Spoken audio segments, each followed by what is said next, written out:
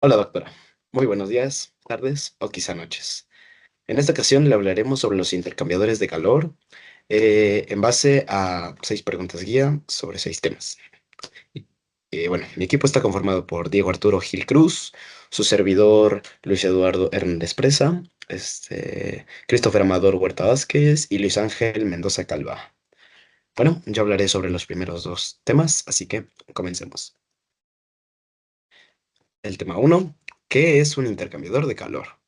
Bueno, primero le muestro del lado derecho un intercambiador de carcasa y tubos industrial, en el cual se señalan sus partes, al menos las más importantes y notorias. Entonces, sí. Después tenemos la figura uno del libro que usted nos mandó para hacer esta presentación video, la cual es el diagrama de la columna de destilación. Y bueno, ahora respondiendo a la pregunta del tema, ¿qué es un intercambiador de calor? Pues este es un equipo diseñado para transferir energía térmica entre dos fluidos a diferentes temperaturas sin que estos se mezclen. Su función principal en la industria es calentar o enfriar corrientes de proceso de manera eficiente. Por ejemplo, como se puede ver en el diagrama de la derecha, se usa el calor de un producto caliente de fondo para precalentar la alimentación fría de la columna, logrando un importante ahorro de energía. Muy bien, pasamos al tema 2, el cual es qué tipos de clasificaciones existen, según flujo o contacto. Bueno, existen varias formas de clasificarlos. La primera de ellas es según el contacto. Pueden ser de contacto directo, donde los fluidos se mezclan, como se muestra en la imagen de la izquierda, que es un esquema de una torre de enfriamiento donde agua y aire se mezclan. Como puede apreciarlo. Y también tenemos de contacto indirecto, donde se separan por una pared sólida, siendo estos últimos los más comunes, como este intercambiador de doble tubo, como se muestra en la imagen de la derecha, que es la figura 4 del libro, este, que es un esquema de intercambiador de doble tubo. Y la segunda clasificación, que es crucial, considero yo, es según la configuración de flujo. Tenemos en flujo paralelo, donde los fluidos van a la misma dirección. La diferencia de temperatura es máxima al inicio y mínima al final. Como se muestra en el diagrama de la izquierda, que las flechas empiezan con una temperatura más, con una diferencia de temperatura mayor, y al momento de ir hacia la derecha, la temperatura es más constante. Y bueno, la segunda es a flujo a contracorriente, que entran por extremos opuestos. Este, esta configuración es más eficiente, pues mantiene una diferencia de temperatura más uniforme, permitiendo un mayor intercambio de calor con la misma área. Como así lo muestra el diagrama de la derecha, que es la figura 6 del libro, el esquema de perfil de temperatura para flujo a contracorriente. Y como puede apreciar las flechas, pues una entra por la izquierda y otra por la derecha, como ya se mencionó. Y bueno, en resumen y como conclusión, un intercambiador de calor transfiere calor entre fluidos sin mezclarlos, y su eficiencia está ligada a clasificaciones clave como el tipo de contacto crucialmente y la configuración de flujo que utilicemos. Y bueno, esto sería todo por mi parte. Muchas gracias y ahora va mi compañero Christopher con el tema 3. Bueno, yo les voy a explicar el coeficiente global de transferencia de calor y este es nada más resumir en un solo valor todas las resistencias térmicas que impiden la transferencia de calor en un sitio. Por ejemplo, yo les voy a explicar este ejemplo que es de un tubo de una temperatura T de un fluido interno y otro fluido a temperatura T externo. Partimos de esta ecuación que es la transferencia de calor de fluido interno donde H1 es el coeficiente peculiar del fluido interno, AI es el área, T es la temperatura del fluido interno, menos TWI, que es la temperatura de la cara interior del tubo. Luego de aquí pasamos a esta ecuación que tenemos, que es, bueno, que describe cómo fluye a través del tubo y transfiere el calor por conducción. Aquí K es igual a la conductividad térmica, AM es igual al promedio logarítmico que está dado aquí abajo. Y por último, damos el calor transferido desde la superficie exterior del tubo a el fluido frío, que es Q es igual a HO a O TWA O, que es la temperatura de cara exterior, menos T, que es la temperatura del fluido interior.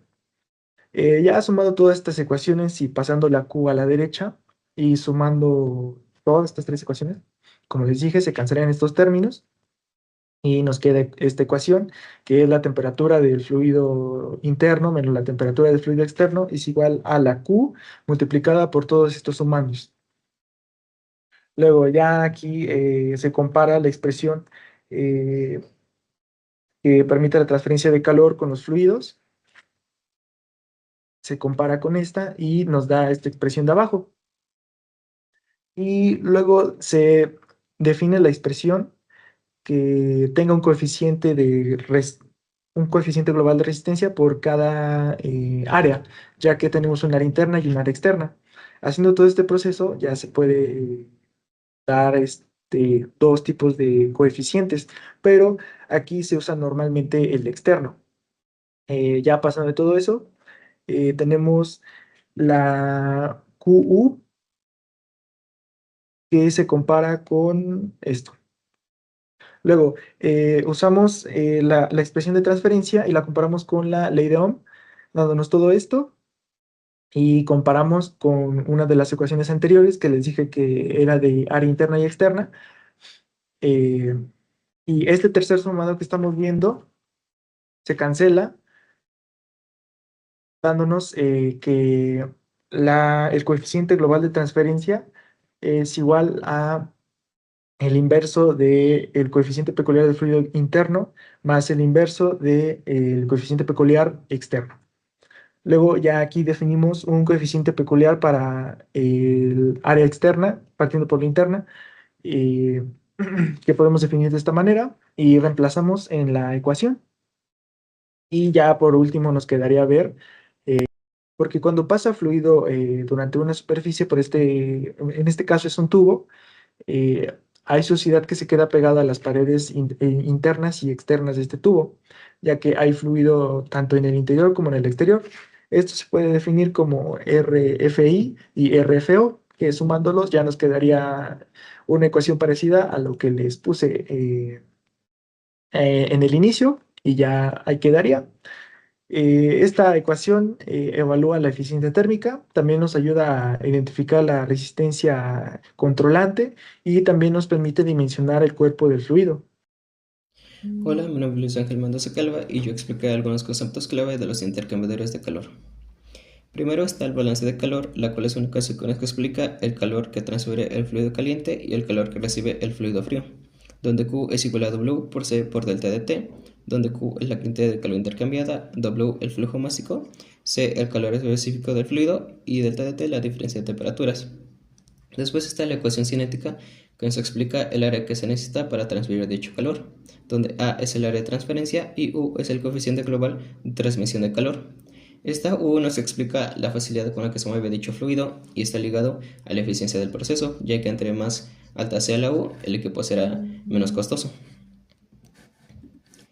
Después está el DMLT, que es el promedio logarítmico de las diferencias de temperatura en los extremos del equipo.